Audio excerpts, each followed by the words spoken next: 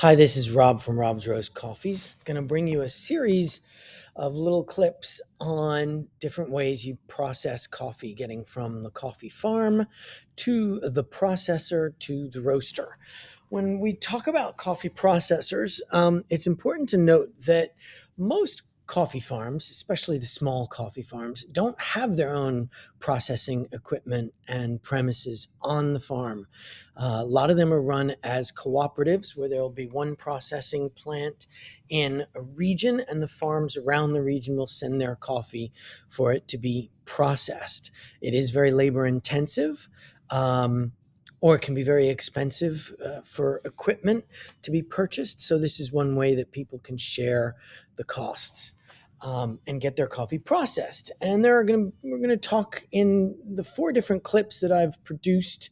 Clip 2A is going to be the natural process. That's the one you're watching right now. 2B is the washed process. 2C is the honey process. And 2D is the wet hulled process.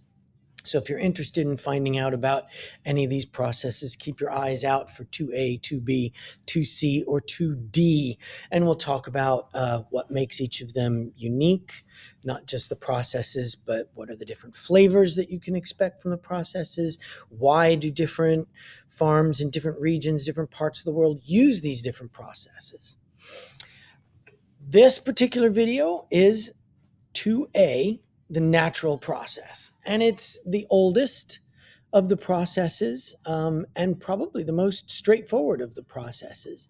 As you can see from the photos, it's really fairly simple. You take the coffee cherries that have ripened and picked from the trees and you spread them out in the sun to dry, either on raised beds or on the ground.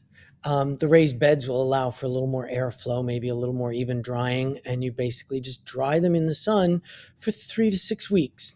You turn them over, you rake them at regular intervals. It is very labor intensive, it is very time consuming. 3 to 6 weeks is, I think, pretty much the longest of all the different coffee processes that we're going to talk about. The other thing is that it can be very unpredictable. If you think about it, leaving coffee cherries out in the sun for 3 to 6 weeks, there are a lot of variables that can come up and make it really, really difficult. Levels of humidity, rainfall, temperature and weather patterns.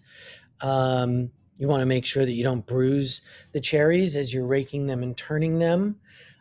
So it is even though it's very simple, there's no water involved, there's no machinery involved. It really is just lay them out in the sun and let them dry. Eventually, the fruit will dry and flake off, and you'll be able to extract the bean from the middle there and have some dried coffee beans at the end. It can be a very complex process, but it's also why a lot of people favor the flavors that you get from the natural process. If you think about it, the fruit staying on the coffee bean for that long is likely to impart very complex flavors over the course of 3 to 6 weeks as the fruit dries, and the beans are going to slowly absorb some of those layers and layers of flavors.